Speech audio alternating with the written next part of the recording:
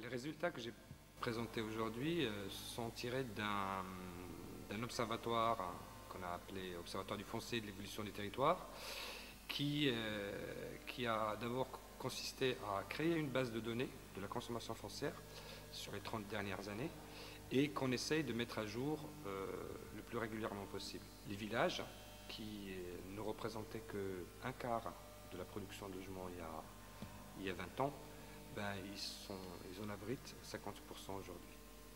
Ça, c'est le premier enseignement. Donc, on est parti d'une image de l'urbanisation en 2002. Donc, vous avez le bâti ici en noir. Systématiquement, pour chacune des communes, à travers des photos aériennes datant de 1976, on a reconstitué l'image de l'urbanisation de l'année 1976. En gros, c'est ce qui nous a permis, à travers aussi des traitements statistiques, d'estimer l'évolution de la tâche urbaine. Mais on est allé au-delà, dans la mesure où on a essayé de qualifier cette tâche nouvelle. Et comment on l'a qualifiée?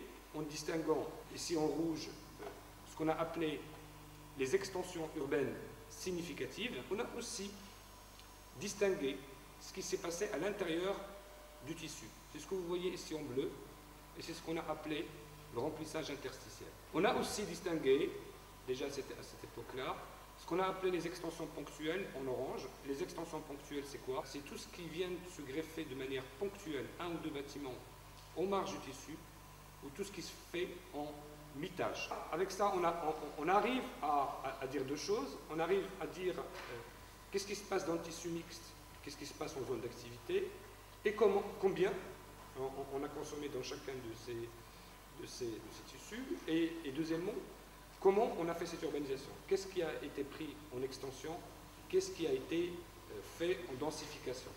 On a posé que à moins de 200 mètres carrés, comme ça, statistiquement, à moins de 200 mètres carrés, c'est de la maison individuelle, à plus de 200 mètres carrés, c'est du collectif, on l'a posé. Et après, on est allé chercher les données de la DRE, qui nous donne, pour chaque commune, la taille moyenne des lots sur une période. La taille moyenne des lots, c'est-à-dire pas seulement le bâtiment, mais aussi le terrain. Et on a appliqué la taille moyenne des lots observée sur la période aux bâtiments concernés.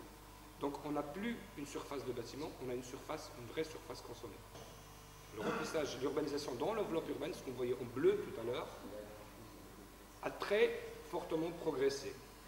On est passé à 37% de l'urbanisation nouvelle se fait en remplissage, on était à 28% auparavant.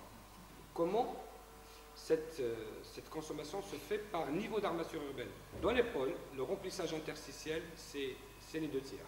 Y compris dans les villages, vous voyez bien que dans les villages, le remplissage interstitiel, c'est 28%, mais ça a beaucoup progressé par rapport à la période précédente.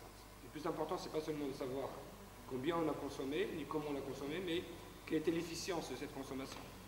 Et d'abord, un premier indicateur de densité brute des logements. Passer en densité brute de 15,28 à 15,65, ça apparaît anecdotique, c'est 150 hectares d'économiser. Autre indicateur de la densité, ce qu'on a appelé la densité marginale. La densité marginale, ce n'est pas la densité brute, c'est la densité générée par l'urbanisation nouvelle.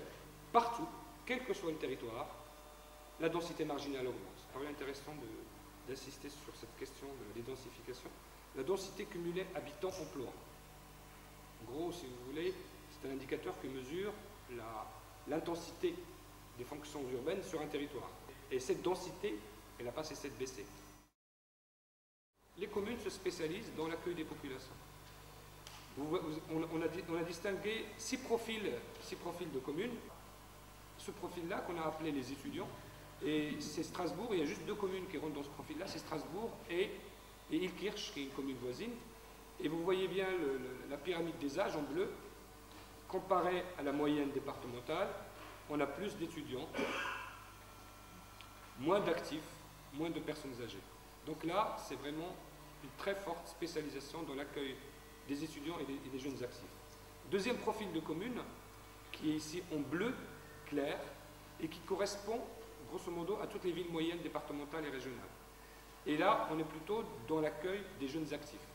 deux profils de communes qui accueillent plutôt les familles, celles qui sont en jaune et en orange, deux communes en rouge où le vieillissement est plus important qu'ailleurs, et là c'est plutôt des communes du massif. Au-delà même des évolutions démographiques, c'est ce qui alimente les besoins en logement. C'est la baisse de la taille moyenne des ménages. Ce sont les villages qui captent l'essentiel de l'urbanisation nouvelle. Rien que pour maintenir la population, il faut construire.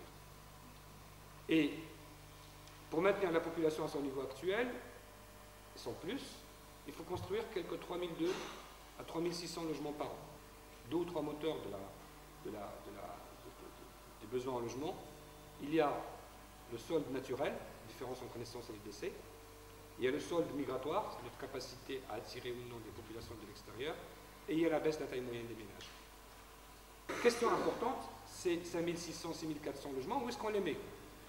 Ces dernières années, on les a mis dans les petits villages, c'est-à-dire ceux qui étaient les moins équipés, ceux qui étaient les plus éloignés des bassins d'emploi, et ceux qui provoquaient des migrations quotidiennes de plus en plus importantes, qui en marge de manœuvre existent, elles sont même extrêmement fortes. On a vu tout à l'heure que par exemple, dans la densité générée dans les villages, on était à 10 logements à l'hectare, c'est très peu.